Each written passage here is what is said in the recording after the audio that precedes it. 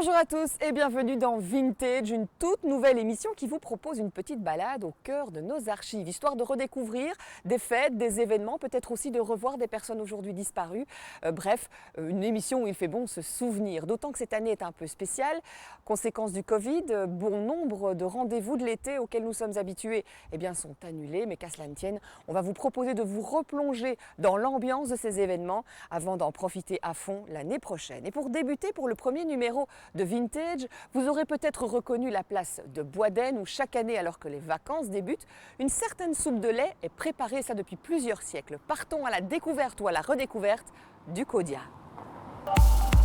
La cérémonie populaire du chaud d'eau à Boisdaine se déroule le mardi de la Ducasse annuelle pendant le week-end de la Saint-Jean. Les origines du Codia sont pour le moins controversées puisque certains chercheurs assignent le départ de cette coutume à l'an 1411. Il la justifie par la distribution de lait chaud et sucré avec des mastelles, distribution consentie aux mamans venant le 24 juin présenter leur enfant à Saint-Jean. Il faut rappeler que Saint-Jean a baptisé le Christ et mérita en conséquence le signalement du précurseur. Fêté le 24 juin à Boisdaine, à Oudin-Emery et à Morage, il bénéficie d'une réputation toute spéciale. Il affranchit de la peur les enfants qui lui sont présentés. D'autres justifient la naissance du chaud d'eau en ces termes. Les manants venaient vers la fin juin s'acquitter de leurs dîmes, de leurs redevances matérielles au seigneur du lieu, Messire Saint-Jean, sire de Boussois, une dîme forcément constituée de produits de culture que les bénéficiaires emmagasinaient dans la grange de la dîme, une grange proche de l'église et donc de la cure. Au début du XVIIIe siècle, cette manifestation attirait des foules venant de loin et s'affranchissait davantage encore des traces religieuses. Le chaud d'eau fut alors fixé au mardi de la Ducasse, soit au mardi après le 24 juin. Si l'on en croit la Vox Populi, cette coutume ne serait qu'une des nombreuses dégénérescences de la fête des rois. Quelle que soit l'origine de cette cérémonie, elle est très populaire à Boisdaine et attire chaque année une foule considérable. Malgré toutes les controverses quant à l'origine du Codia, la 579e édition a bien eu lieu à Boisdaine, un spectacle qui, hier soir, s'est déroulé en compagnie des magnifiques couleurs du crépuscule.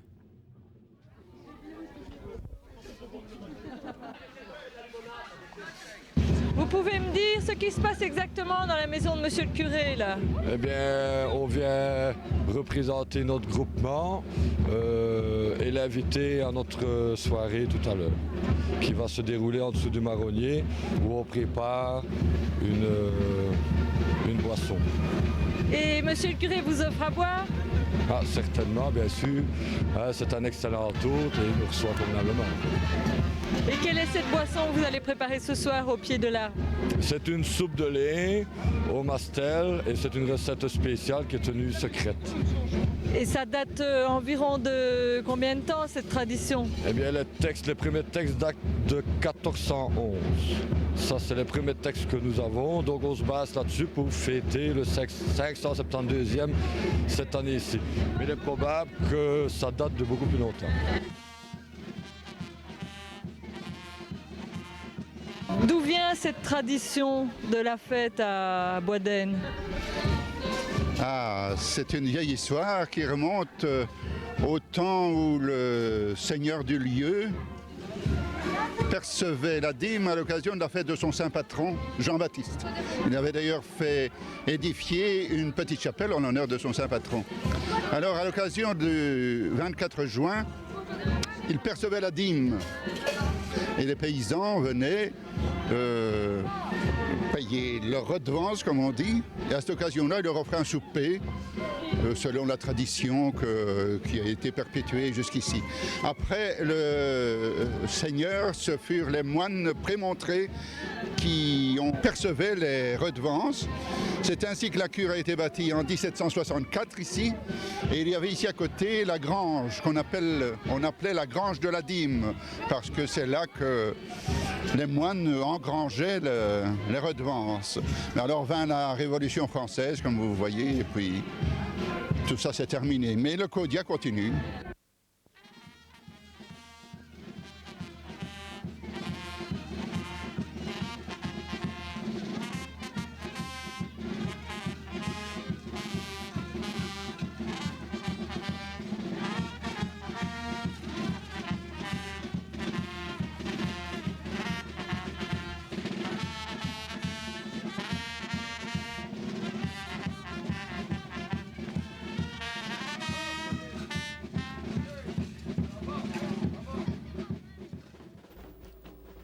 Les roulements de tambour ont couvert les roulements de l'orage qui menaçait Boisden mardi après-midi. L'atmosphère étouffante n'a pourtant pas eu raison de l'ardeur de la fanfare du Codia. Il est vrai que cette fête a traversé les âges, et même si cette année elle a été un peu retardée au gré des caprices du calendrier, elle soulève toujours un vif enthousiasme. Les jeunes en particulier sont bien présents pour accompagner le cortège. Une deuxième ambiance de carnaval pendant les grandes vacances, ça ne se refuse pas. C'est aussi la mobilisation générale pour faire la quête, en allant de porte en porte, de passant en passant. Sur le succès de la quête, les avis divergent. Est-ce que la collecte a bien marché aujourd'hui? Pour le savoir, il faut attendre un peu, il faut attendre le soir, vers 21h au moment où on rend les troncs. Mais les gens donnent à chaque fois. Oui, en général, les gens donnent à chaque fois. Et les gens, ils sont généreux, ils donnent facilement? Non, Non, ils ne donnent pas facilement? Les gens ne sont pas généreux? non, pas vraiment. Pas vraiment. Rassurez-vous, nos petits amis ont quand même eu beaucoup de réactions positives. Les habitants de Boisden restent en effet très attachés au Codia. Madame, vous habitez ici depuis longtemps? Oh, ça fait 30 ans déjà. Alors depuis 30 ans, vous voyez passer le cortège du Codia? Oui, tous les ans. Oui. Tous les ans. Vous ne le ratez jamais? Non, je viens chaque fois voir quand il passe et je prends toute la monnaie que j'ai dans mon porte-monnaie et je donne à toutes les petites bourses là. Et qu'est-ce que ça représente pour vous cette fête? Bon, c'est la kermesse du village, mais ça a une connotation déjà de 500 et des ans. À ce moment-là, il y avait eu la disette, je crois, et alors le seigneur du village avait fait une soupe pour donner à manger à tous les villageois, et c'est cette chose-là qu'on se remémore tous les ans.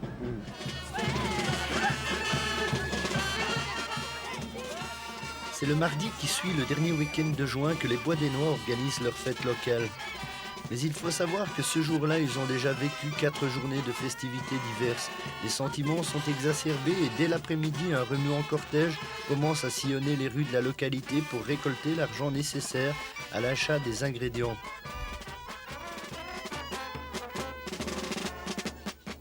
Pendant ce temps, sur la place de l'église, des groupes folkloriques entretiennent la liesse en sollicitant les passants. Cette année, c'est un groupe d'Otigny, les Vichapia, qui donna le ton des réjouissances.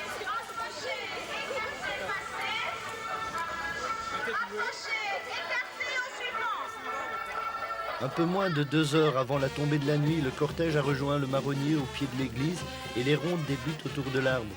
3 chaînes pendent aux branches et sur le sol, des fagots semblent prêts à s'embraser. Soudain, la foule se met à redescendre la rue, portant comme en triomphe un personnage tout en blanc. C'est le chef cuistot qui va surveiller le bon déroulement des opérations.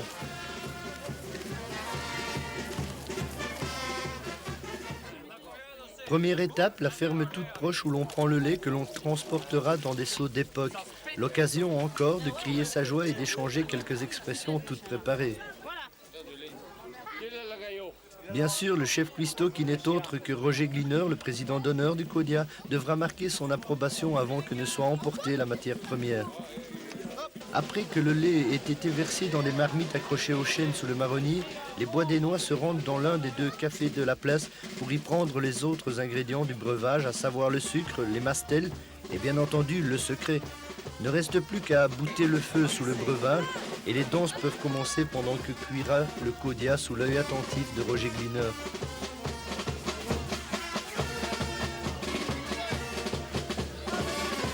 Comment faites-vous pour que ça ne déborde jamais? C'est-à-dire, nous autres, on met le lait, le sel, le sucre, tout ce qu'il faut, tous les ingrédients qu'il faut. Tout ce qu'il faut, c'est-à-dire? Normalement, on ne peut pas le dire, c'est un secret. Donc vous ne le direz pas? Non, c'est un secret. Il y a longtemps que vous faites la soupe au lait du Codia? Il a 20 ans. Ouais. Vous n'avez jamais eu de mauvaises surprises? Non, jamais. Donc, nous sommes en dessous d'un marronnier et c'est fait exprès pour la soupe de lait. Expressément sous un marronnier? Oui, oui, parce qu'il n'a pas de bain dedans. Et comment donc faites-vous pour que ça ne déborde pas? C'est-à-dire, on met un peu de sel en dessous, comme ça, le lait ne tourne pas. Et tout est bon. Dans le fond de la marmite, donc on met du sel? Oui, pour que le lait ne tourne pas. Ensuite, vous allez le goûter? Oui, c'est-à-dire que c'est monsieur le curé qui va le goûter.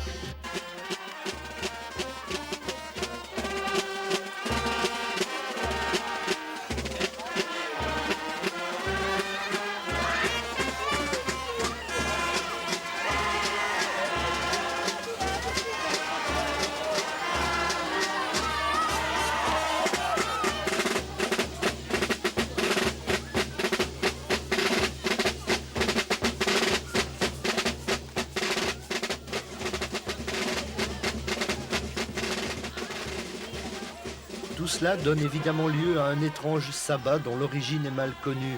On sait qu'il s'agit de la 573e édition, mais il est hasardeux de se prononcer sur les motivations de la fête. Certains émettent l'hypothèse d'une offrande du Seigneur aux villageois pour les remercier lors du paiement de la dîme. D'autres parlent de réminiscence des fêtes druidiques ou prétendent qu'il faut y voir une évolution de la fête des rois.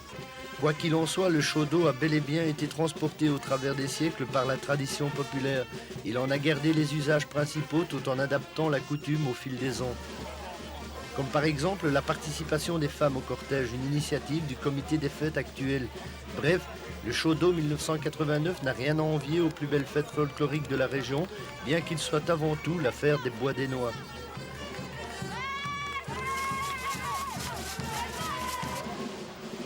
Comment le trouvez-vous? Excellent. À point. Cette année-ci, il est bien chaud. Bien chaud, c'est vrai. On dit que quand il était à moitié détruit,